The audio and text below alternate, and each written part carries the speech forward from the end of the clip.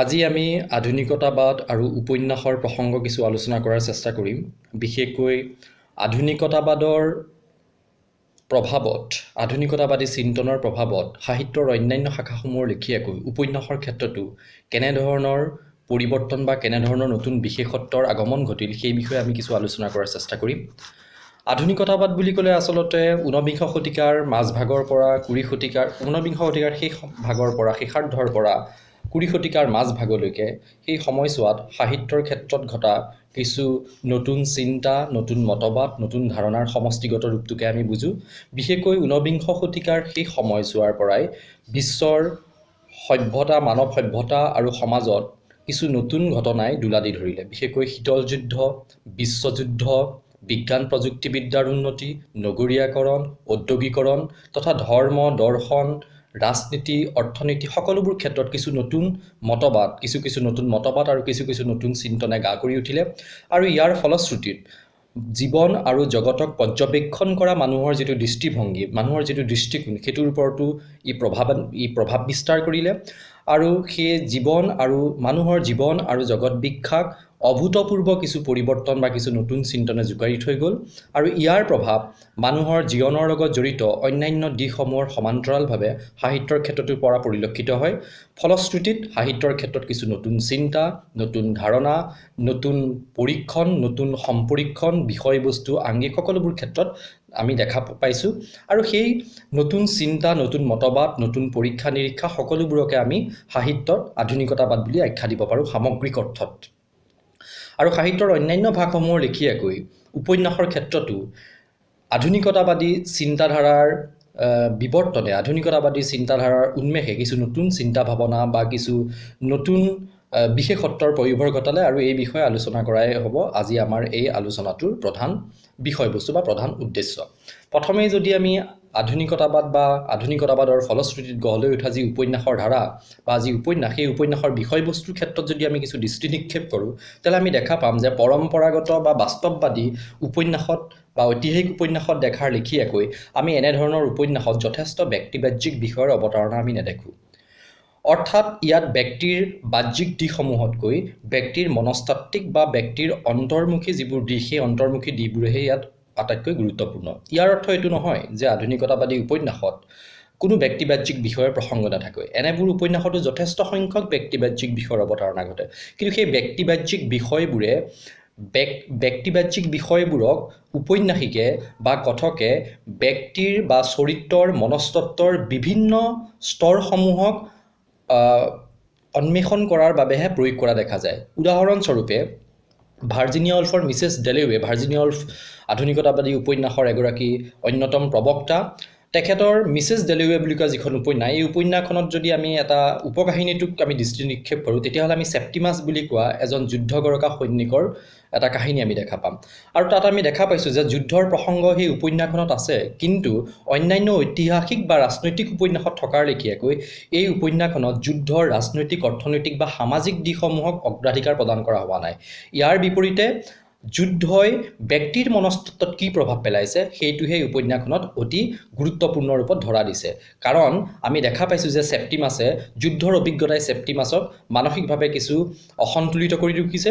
গতিকে চৰিত্ৰৰ যিটো মানসিক সংঘাত বা যিটো ট্ৰমা, সেইটোহে উপন্যাসখনত অত্যধিক গুৰুত্বপূৰ্ণ। অৰ্থাৎ যুদ্ধতকৈ যুদ্ধই ব্যক্তিৰ মনস্তত্ত্বত কি প্ৰভাৱ পেলাইছে সেয়াহে এই উপন্যাসবোৰত আটাইতকৈ গুৰুত্বপূৰ্ণ। অৰ্থাৎ ইয়াৰ পৰা আমি এটা ধাৰণাত আমি উপনীত হ'ব পাৰোঁ যে আধুনিকতাবাদী উপন্যাসত ব্যক্তিৰ মনস্তাত্ত্বিক যিটো দিশ বা ব্যক্তিবাহ্যিক বিষয়সমূহে ব্যক্তিৰ মনস্তত্ত্বত কি প্ৰভাৱ পেলাইছে সেইটো ঘটনাতকৈ ব্যক্তিৰ মনস্তত্ত্বত ঘটনাই কি প্ৰভাৱ পেলাইছে সেইটো বেছি গুৰুত্বপূৰ্ণ। অৰ্থাৎ আধুনিকতাবাদী উপন্যাসৰ বিষয়বস্তু যথেষ্ট অন্তৰ্মুখী আৰু ব্যক্তিৰ মনস্তাত্ত্বিক দিশসমূহে অগ্ৰাধিকাৰ লাভ কৰে। ইয়াৰ পাছতেই যদি আমি কাহিনী নিৰ্মাণৰ ক্ষেত্ৰত আমি দৃষ্টি নিক্ষেপ কৰোঁ, আধুনিকতাবাদী উপন্যাসৰ কাহিনী নিৰ্মাণৰ ক্ষেত্ৰত যদি আমি দৃষ্টি নিক্ষেপ কৰোঁ, তেতিয়াহ'লে আমি দেখা পাম যে পৰম্পৰাগত বাস্তৱবাদী বা ঐতিহাসিক উপন্যাসৰ কাহিনীৰ আধাৰত যদি আমি আধুনিকতাবাদী উপন্যাসৰ কাহিনীৰ আলোচনা কৰিম, তেতিয়া আপাততঃ আমি এনেবোৰ উপন্যাসত কোনো কাহিনী নাই বুলি ক'ব পাৰোঁ। কাৰণ বিশেষকৈ এৰিষ্টটলীয় যিটো কাহিনীৰ যিটো ধাৰণা, অৰ্থাৎ কাহিনী হ'ব লাগিব পূৰ্ণাংগ, কাহিনীত থাকিব লাগিব ঐক্যতা। অৰ্থাৎ এটা কাহিনীয়ে এটা সুন্দৰ আৰম্ভণি, এটা সুন্দৰ মধ্যম অৱস্থা আৰু এটা সুন্দৰ পৰিসমাপ্তিৰ মাজেৰে পৰিণতিমুখী গতি লাভ কৰিব। ইয়াৰ বিপৰীতে আমি আধুনিকতাবাদী উপন্যাসত দেখা পাম যে কাহিনীৰ কোনো পূৰ্ণাংগ ৰূপ আমি ইয়াত দেখা নাপাওঁ। এটা সুসংগঠিত নিপুটল কাহিনী আমি এনেধৰণৰ উপন্যাসত দেখা নাপাওঁ। ইয়াৰ বিপৰীতে আমি দেখা পাওঁ যে চৰিত্ৰৰ জীৱনত ঘটা বিভিন্ন ধৰণৰ খণ্ডিত অসংলগ্নিত ঘটনাৰ বিৱৰণেই এনেবোৰ উপন্যাসৰ যথেষ্ট ঠাই দখল কৰি আছে।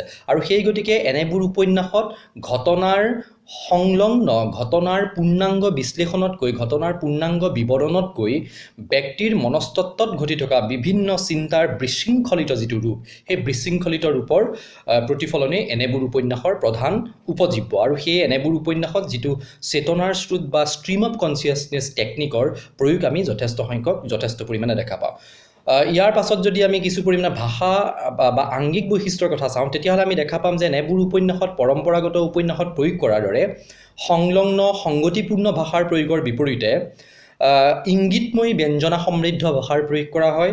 যথেষ্ট বক্তৃ আৰু বংগুক্তিৰ প্ৰয়োগৰ জৰিয়তে ব্যক্তিৰ মনস্তত্ত্বৰ বিভিন্ন জটিলতাসমূহক নিৰ্মূল ৰূপত উন্মোচন ঘটোৱাই এনেবোৰ উপন্যাসৰ আংগিক বা ভাষাৰ প্ৰধান উদ্দেশ্য বুলি আমি ক'ব পাৰোঁ। ইয়াৰ পাছত যদি আমি চৰিত্ৰ নিৰ্মাণৰ ক্ষেত্ৰত যাওঁ, তেতিয়া চৰিত্ৰ নিৰ্মাণৰ ক্ষেত্ৰত আমি পৰম্পৰাগত বাস্তৱবাদী বা সামাজিক উপন্যাসতকৈ এনেবোৰ উপন্যাসত কিছু পৃথক আমি বিশেষত্ব দেখা পাম। বিশেষকৈ পৰম্পৰাগত উপন্যাসত নায়কৰ চৰিত্ৰত দেখা যিবোৰ দৃঢ়তা, বীৰত্ব, সাহস জাতীয় যিবোৰ নায়কোচিত গুণৰ সমাহাৰ আমি দেখা পাওঁ, এনেধৰণৰ নায়কোচিত গুণৰ সমাহাৰ কিন্তু আমি আধুনিকতাবাদী উপন্যাসৰ ক্ষেত্ৰত দেখা নাপাওঁ। উদাহৰণস্বৰূপে মিছেছ ডেলেৱেৰ উপন্যাসখনৰ মিছেছ ডেলেৱে বুলি কোৱা চৰিত্ৰটো, চেপ্টিমাছ বুলি কোৱা চৰিত্ৰটো, আমাৰ অসমীয়া উপন্যাসৰ ক্ষেত্ৰতো যদি আমি প্ৰফুল্ল দত্ত গোস্বামীৰ কেঁচাপাতৰ কঁপনিৰ উৎপল বুলি কোৱা চৰিত্ৰটোৰ উদাহৰণ লওঁ, তেনে আমি দেখা পাম যে এই চৰিত্ৰবোৰৰ গাত কোনো বিশেষ বীৰসূচিত বা নায়কোচিত গুণৰ সমাহাৰ দেখা নাপাওঁ। চৰিত্ৰবোৰৰ জীৱনত ঘটা সাংঘাতিক ধৰণৰ স্পৰ্শকাতৰ বা গুৰুত্বপূৰ্ণ ঘটনাৰ বিৱৰণৰ বিপৰীতে চৰিত্ৰবোৰৰ মনস্তাত্ত্বিক জটিলতা, সংঘাত, দ্বন্দ্ব, সিদ্ধান্তহীনতা ইত্যাদিবোৰে এনেবোৰ উপন্যাস বা চৰিত্ৰাংকনৰ প্ৰধান বিশেষত্ব। সেই গতিকে আমি এনেবোৰ উপন্যাসৰ, আধুনিকতাবাদী উপন্যাসৰ প্ৰধান নায়কৰ চৰিত্ৰটোক নায়ক নুবুলি অপনায়ক, প্ৰতিনায়ক বা এণ্টি হিৰ' বুলি কোৱা হয়। ইয়াৰ পৰৱৰ্তী পৰ্যায়ত আমি যদি কথনশৈলীৰ কথা আলোচনা কৰোঁ, তেতিয়াহ'লে আমি দেখা পাম যে কথনশৈলীটো আচলতে উপন্যাসৰ আলোচনাৰ এটা অন্যতম প্ৰধান বিশেষত্ব। পৰম্পৰাগত উপন্যাসত আমি যেনেকৈ কথনশৈলীত আমি দেখা পাওঁ যে তৃতীয় পুৰুষৰ এজন সৰ্বজান্তা কথক থাকে, তেওঁ চৰিত্ৰৰ জীৱনত ঘটা সকলোবোৰ ঘটনাক অতি সুষমভাৱে, অতি সূক্ষ্মভাৱে তেওঁ বৰ্ণনা কৰি যায়। অৰ্থাৎ চৰিত্ৰক এটা সম্পূৰ্ণ নিয়ন্ত্ৰণ, কথকে বা লেখকে চৰিত্ৰক এটা সম্পূৰ্ণ নিয়ন্ত্ৰিত ৰূপত বিষয়বস্তু বা চৰিত্ৰক পাঠকৰ আগলৈ আগবঢ়াই দিয়ে। ইয়াৰ বিপৰীতে আমি দেখা আৰু গতিকে তাত বৰ্ণনামূলক যিটো দৃষ্টিভংগী সেইটো বেছি গুৰুত্বপূৰ্ণ হয়। ইয়াৰ বিপৰীতে আমি আধুনিকতাবাদী উপন্যাসত দেখা পাইছোঁ যে বৰ্ণনাতকৈ ইয়াত দেখুওৱাৰ যিটো টেকনিক, দেখুওৱাৰ যিটো শৈলী, যিটো শ্বয়িং টেকনিক বুলি কয়, অৰ্থাৎ চৰিত্ৰৰ মনোজগতৰ ঘটি থকা যিবোৰ ঘটনা, যিবোৰ সংঘাত, সেই সংঘাতবোৰ পাঠকক দেখুৱাই পেলাই চৰিত্ৰৰ মনোজগতৰ যিটো সংঘাত, সেই সংঘাতৰ লগত পাঠকক পৰিচিত কৰাৰ চেষ্টা কৰা হয়। ইয়াত লেখক বা কথকে এটা কৰ্তৃত্বশালী অৱস্থান আমি দখল কৰা দেখা নাপাওঁ। গতিকে এটা অমনিচিয়েণ্ট বা সৰ্বজান্তা কথকৰ পৰিৱৰ্তে এজন সৰ্বনিয়ন্ত্ৰিত, সৰ্বশক্তিমান লেখকৰ বিপৰীতে আমি দেখা পাওঁ যে চৰিত্ৰবোৰ অনিয়ন্ত্ৰিত ৰূপত নিজৰ মনস্তাত্ত্বিক যিবোৰ জটিলতা, সেইবোৰ পাঠকৰ আগত নিজৰ কৰ্ম বা নিজৰ ভাষা বা নিজৰ সংলাপৰ কথোপকথনৰ জৰিয়তে চৰিত্ৰৰ মাজলৈ লৈ গৈছে। অৰ্থাৎ আমি দেখা পাইছোঁ যে পৰম্পৰাগত উপন্যাসতকৈ আধুনিকতাবাদী উপন্যাস বিষয়বস্তু, আংগিক, কথনশৈলী, চৰিত্ৰাংকন সকলোবোৰ দিশতে কিছু নতুন নতুন চিন্তাৰ পয়োভৰ ঘটিছে। আমি পৰৱৰ্তী সময়ত উত্তৰ আধুনিক উপন্যাসৰ কিছু কথা আলোচনা কৰাৰ চেষ্টা কৰিম। ধন্যবাদ।